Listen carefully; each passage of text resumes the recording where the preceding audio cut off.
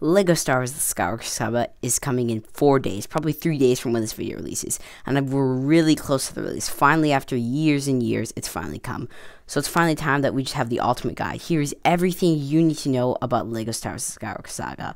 So this is basically, I know I said everything, of course, in the title, but this is basically the most relevant stuff that you really need to know. If I skip over anything that maybe is major, of course, you could tell me. I could make a separate video on that. And just quickly before we start the video, literally not even 1% of you guys are actually subscribed. Like, it wouldn't be too nitpicky if it was like 15%, but not even 1% of you guys are subscribed. So hit the subscribe button and let's get right into it. So first, we're going to start with combat. Now, specifically ground combat, so not space combat. We'll talk about space combat and vehicle combat next. So there are 3 types of combat on the ground. We have melee combat, weapons combat, so lightsaber and or blasters, and then the force combat. So first, we're going to talk about melee combat. So basically, in this melee combat, we also have the return, as I say, combo attacks, because combo attacks have returned from the original, I believe it was Lego Ninjago video games where combo attacks were first introduced. So basically, you just hit a bunch of buttons in sequential order. So basically, example, you hit A, like if you're on Xbox, A, X, B, Y, you just hit a bunch of those buttons and you can make a combo attack. Also, another thing is that this game is introducing health bars instead of hearts. Now, I know that could be very controversial. Some of you guys might really like hearts, and some of you guys might like the newer style of health bars. But either way, I think health bars could be pretty cool in this game. Another thing also is that stormtroopers, again, their helmets come off if you shoot them or if you melee them. And it seems that the AI is actually getting slightly smart in this game because enemies can actually kind of fight back with melees. Obviously, you know, in the older games, they could actually like shoot you, but in this game, they can actually like do melees and can actually block some of your attacks. So similar to like Star Wars Jedi Fallen Order, where the enemy can actually block your attack. Now, I will talk later, but it seems that there are some stuff that have been brought back from Star Wars Jedi Fallen Order. So that's melees. Next, we'll move on to weapons. So basically, weapons are going to be blasters, lightsabers, grenades, etc. So first, we'll be able to, another cool feature that is coming first from this game, I don't think this has been in any other Lego games before, is basically the ability to switch weapons mid-episode. So it seems that weapons will be something in this game. Now, I don't know if it'll actually affect the change. So let's just say you have a good example, the EE4 blaster in the middle of a level. Then you switch to the DL44 blaster. I don't know if it'll actually make it different or if it's purely cosmetic. But that's similar to something that we got to see in Battlefront 2. If you know in Battlefront 2, you could obviously switch weapons like mid-level if you're playing the story mode or something. And of course, that's in a lot of other like big games. So that is coming from this game and it looks like it could be really cool. Aim on sights is also something that they're really advertising in this game. So basically, if you shoot the stormtrooper in the helmet, it will do more damage than rather if you shoot them in the foot. Not like in the Complete Saga, where basically you shoot them in any place and it does damage. And also, again, not like in the Complete Saga. In the Complete Saga, most enemies were one-hit kills. So if you shoot them properly, like an actual aim, which you couldn't really aim, you would actually kill them one-hit kill. These ones, of course, enemies also have health bars again. And of course, if you shoot them in the head, you will have a crosshair. If you shoot them in the head, it will do the most damage, rather than if you shoot them in the foot, it will do less damage. And again, another cool feature is that if you shoot them in the foot, they will like limp on their foot because their foot's damaged. Now, lightsaber again is not a one-hit kill in this game. So lightsabers are, of course, playing by the rules that they kind of use in Jedi Fallen Order. And like I was saying earlier, some cool mechanics that are actually coming from Star Wars Jedi Fallen Order is actually lightsaber throw is going to be in this game. Now, I know that was in the Complete Saga as an extra, like you had to order the extra and like you can only use it sometimes and stuff, but it looks like it's actually going to be a prominent feature in the game and you can basically use it anytime. It's not going to be like an extra where you have to purchase the extra via the studs. This will actually be used as a main part in the game. Another thing that's really cool back from the Complete Saga is you'll actually be able to block blaster fire. And again, that was an extra in the Complete Saga. In this game, it will be a primary thing. So basically, you can do saber locks if you engage with other enemies. They have to be lightsaber wielding enemies. And you can block lightsaber bolts. Now, that was in the Complete Saga, and that was not in Lego Star Wars The Force Awakens. And that's not in normal video games. Again, there's no ability to really block it. But this game is really going to like deep with the combat. So combat's a very big part of this game. And that's everything for weapons. Now we're going to move on to the last thing, which is Force. Now, just to start us off, the Force is very powerful in this game. When I say very powerful, I mean very powerful. The Force seems to be like you were able to do Force grab, Force throw, Force pull, Force choke, and even Force slow. So that's, again, another thing that's been kind of taken from Star Wars Jedi Fallen Order.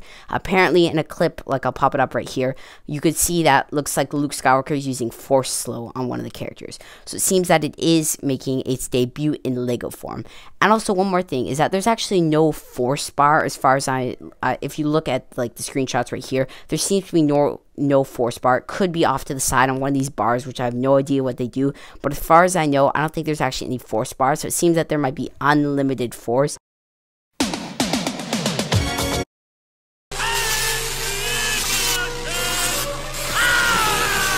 That might seem a little overpowered for this game. Like, either you can just do a speed run of this level without using a lightsaber or a weapon. You could just use the force. So maybe that's the idea, is that the force is like no limitations. That could be the idea. Or maybe I'm just not looking, and maybe there is a bar somewhere off there. Next, we'll move on to the vehicle combat. So the first thing I kind of want to do is explain the vehicle UI. Because if you take a look at the screenshot, there's a bunch of bars just randomly there. So I took the time to try to figure out what these bars are. Now first, if we start off to the left, you can see the little numbers, and which looks like a little kind of like a speed dial. This is, of course, tells you what speed you're at. And another cool thing is actually, if you're at speed, like if you look at some of the gameplay, the leaked gameplay, it's leaked, so I probably shouldn't show it.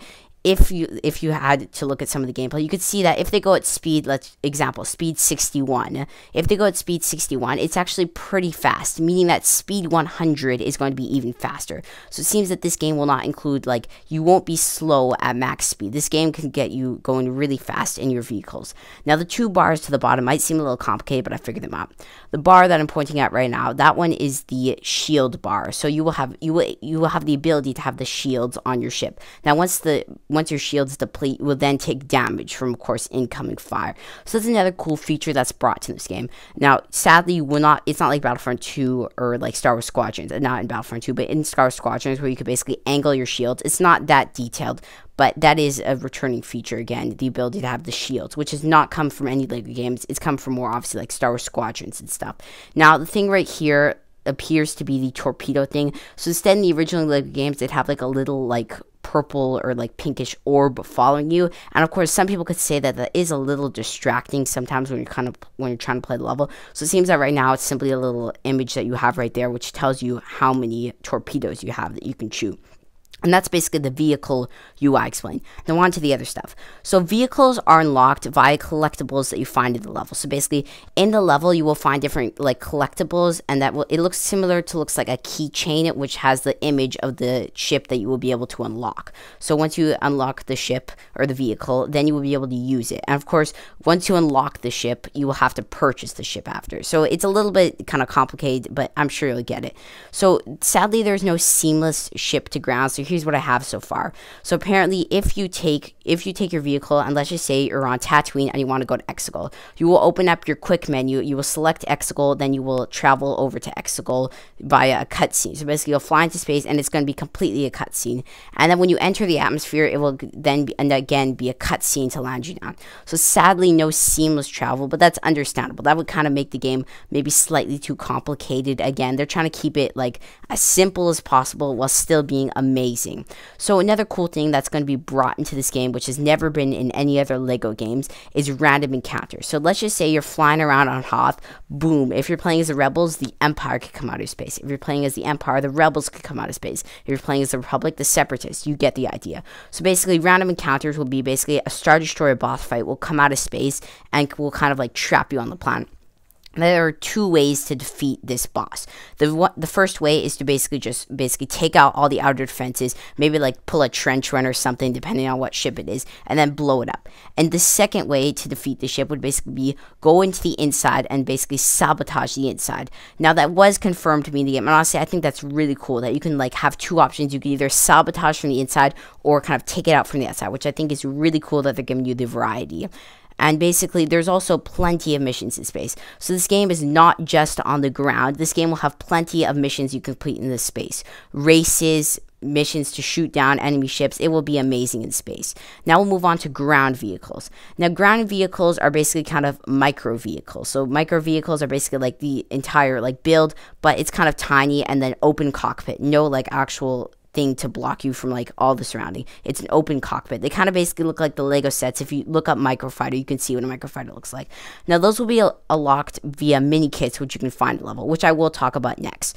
Now the only thing you can really do with these things is you can actually only shoot. There's no like, well, there is going to be speed dial, but there's no like shields or anything.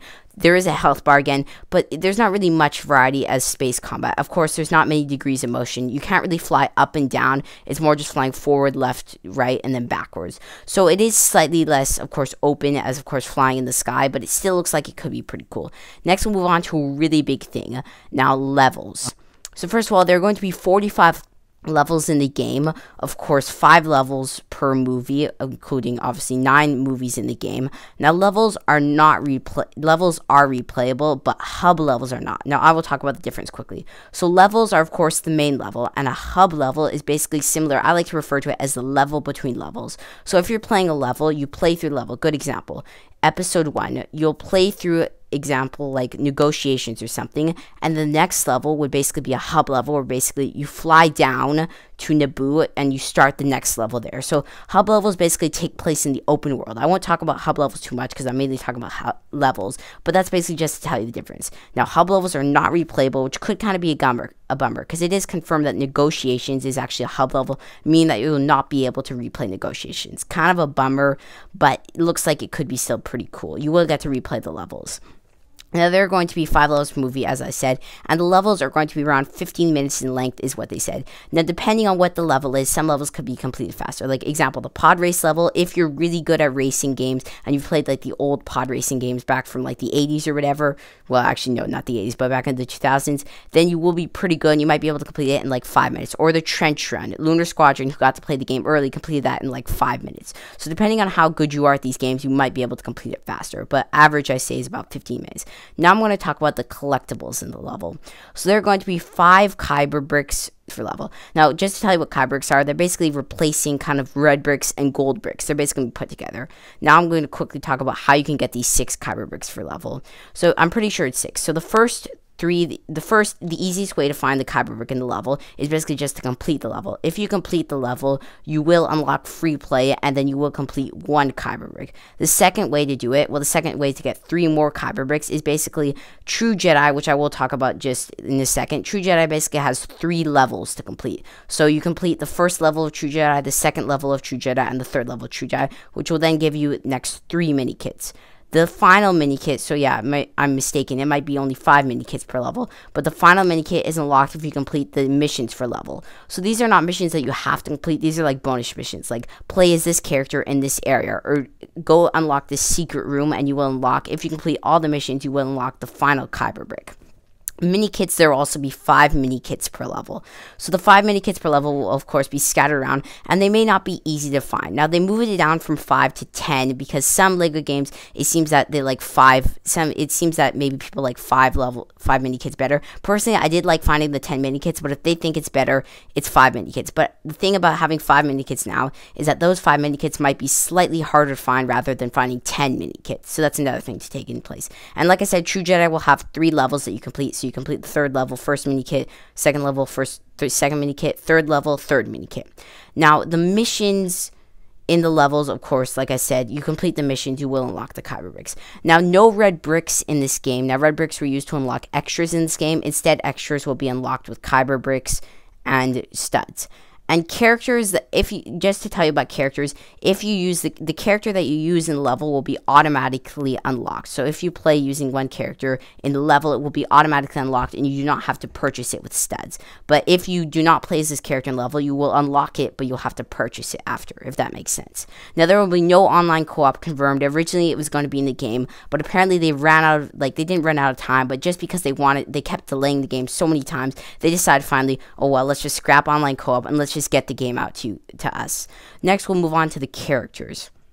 So I will talk about the upgrades in the second part. But first of all, number 1, there's no character customizer in the game, which is honestly a real bummer. I know a lot of people were upset about online co-op, but personally, I'd play like normal co-op, couch co-op, so I wasn't really upset about that. But character customizer, I'm kind of upset with, because if there's so many characters in the game, 422 to be exact, 422 characters in the game, then you could create insane characters like Darth Jar Jar or Darth Ray or Cal Kestis. But sadly, they did not include it. It could could be maybe that the engine couldn't handle it, is apparently what could be happening, because they used a new engine to create this game. So it's most likely that the engine just couldn't handle all that input, so they were just like, they were having problems with the engine anyway, so they were just like, okay, let's scrap that also, and let's just include our 422.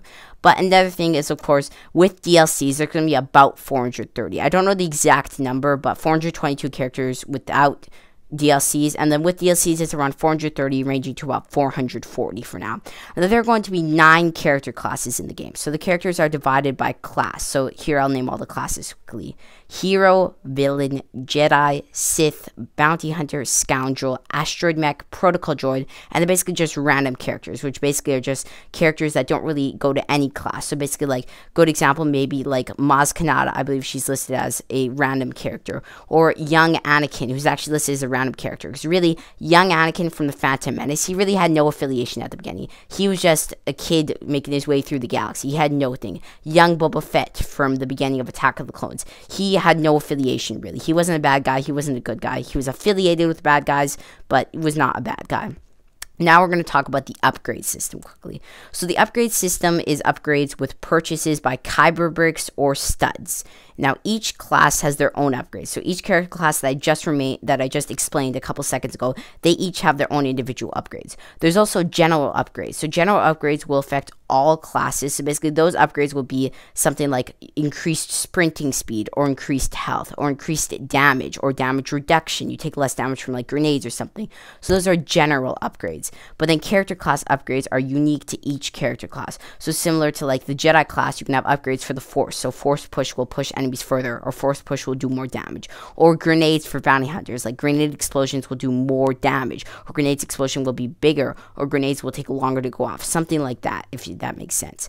And the last part that we're going to talk about in this video is basically the open world. So the open world, the first time that you can access the open world is in hub levels. So basically, as I talked about earlier, hub levels are basically the level between level, where you basically enter the open world for a short period between 2 levels, and then you pop out for the next level.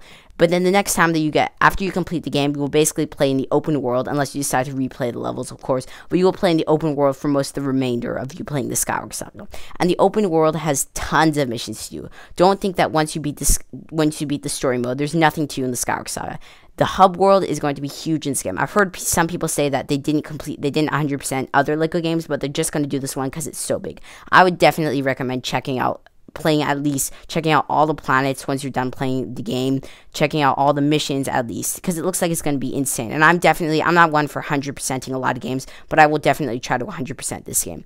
There is over 1,000 kyber bricks in this game, so that's huge. Good example, games like LEGO Star Wars The Force Awakens had about 300 kyber bricks, I think. So 1,000 kyber bricks in this game is insane. So there's a lot to find. And there is 24 planets confirmed in LEGO Star Wars The Skywalker Saga. I will pop a list up on screen right now, but that's basically tons of planets. Here's the map right now. So that is everything you need to know before playing LEGO Star Wars The Skywalker Saga. If there's anything I missed, I could do it in another video. And last but least, don't forget to hit that subscribe button. I will be covering LEGO Star Wars The Skywalker Saga with tons of videos. So if you haven't already, hit that subscribe button and like the video. If you enjoyed this video, please like and subscribe, and bye.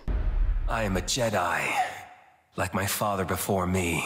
So be it, Jedi.